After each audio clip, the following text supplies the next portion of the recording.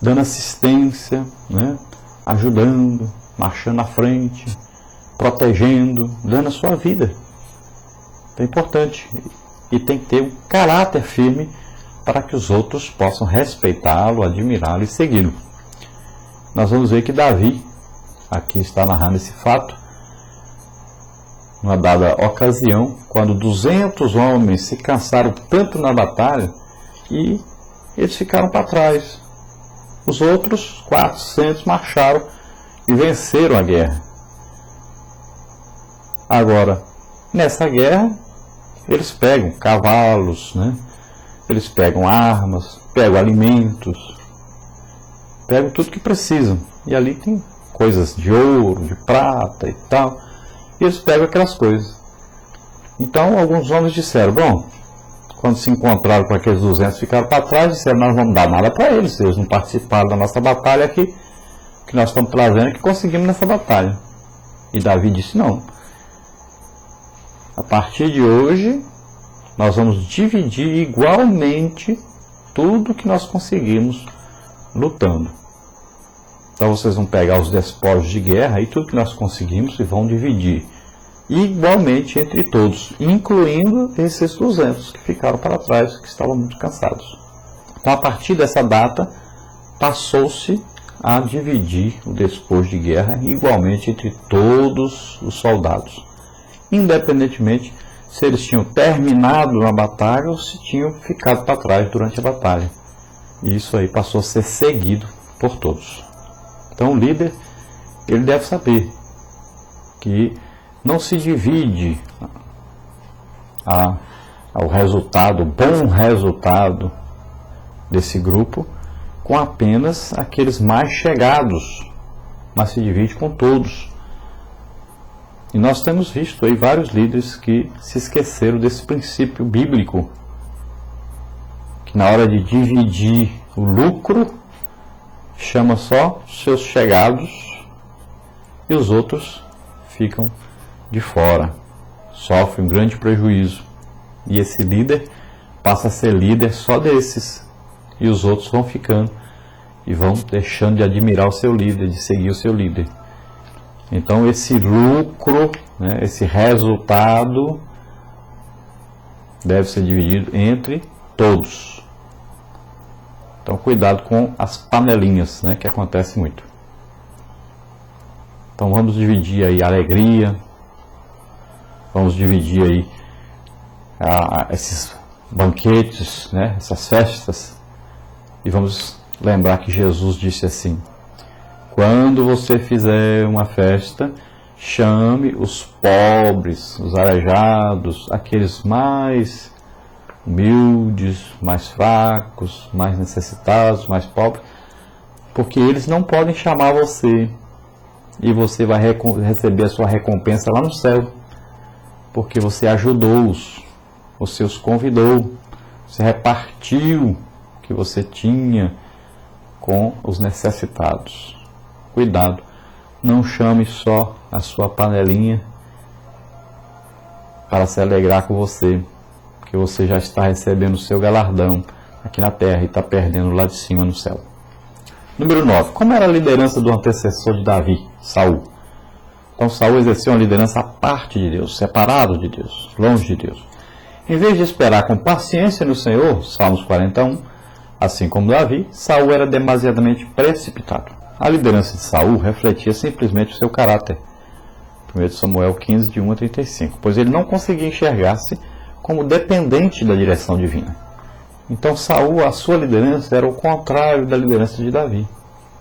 Saul não esperava o momento certo e nem fazia de maneira correta as coisas, porque ele não obedecia ordens. Deus lhe dava uma ordem e ele fazia da sua maneira. Deus tinha alguém para oferecer um sacrifício, mas ele queria fazer isso no lugar daquele que Deus escolheu.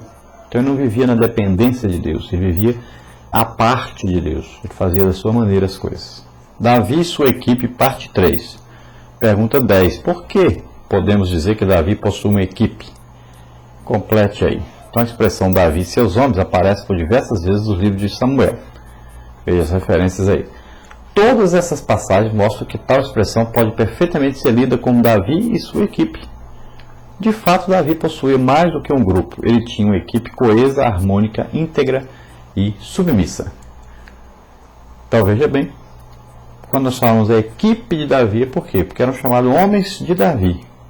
E esse grupo de homens de Davi, se nós olharmos como funcionava esse grupo, como eles eram liderados também, nós vamos ver que realmente eles eram uma equipe. E uma equipe reunida um em torno do outro, um se ajudava ao outro, todos confiavam nos outros e todos tinham Davi como seu líder realmente. Viviam então de maneira harmônica, de maneira íntegra, não estavam roubando ninguém, enganando mais ninguém, nem comprando e não pagando. Não, esses homens mudaram de atitude de vida e eram todos submissos realmente a Davi. E Davi mostrou sua liderança quando, naquele episódio que eles queriam que matasse Saul, e ele disse que não, que ele tinha um homem ungido por Deus, e ele não ia fazer isso, que não podia fazer isso, e eles obedeceram a Davi e recuaram. Número 11, onde se situam as diferenças entre uma equipe e um grupo? Complete então. Basicamente, essa diferença se situa na área das relações interpessoais, no objetivo comum e na própria essência daquilo que seja um grupo ou uma equipe. Então existe diferença entre grupo e equipe. Um grupo pode ser um monte de gente reunido, né, sem liderança nenhuma, cada um está com um objetivo diferente do outro, cada um quer fazer uma coisa. Então qual a diferença? Um grupo pode ser um monte de pessoas no mesmo lugar reunidas, sem nenhum objetivo, sem nenhuma liderança, cada um pode ter um objetivo diferente, cada um pensa uma coisa, pode ter vários líderes, ou pode ter um chefe e não um líder.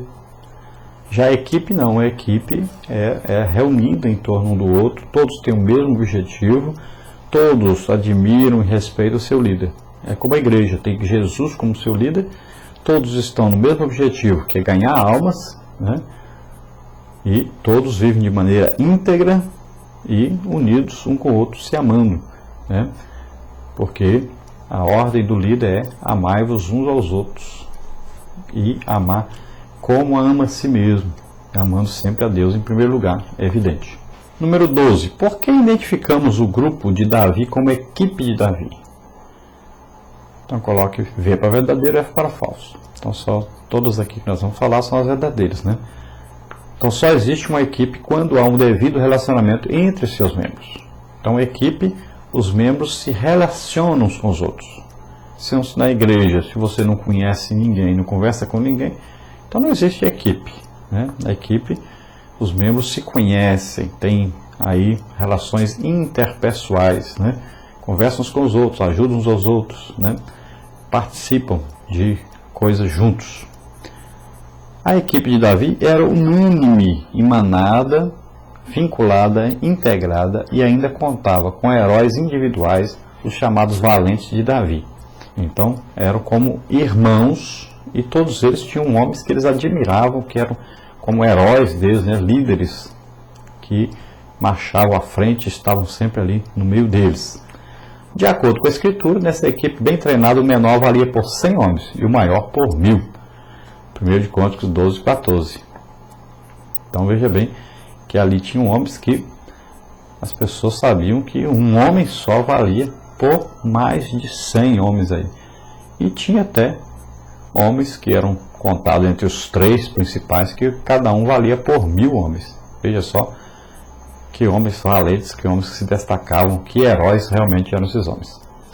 Era uma equipe em ação com um objetivo comum dado por Deus e não um aglomerado de homens sem um alvo específico na vida. Então veja bem que esses homens, eles eram seguidores de Deus, porque através de Davi eles estavam fazendo a obra de Deus.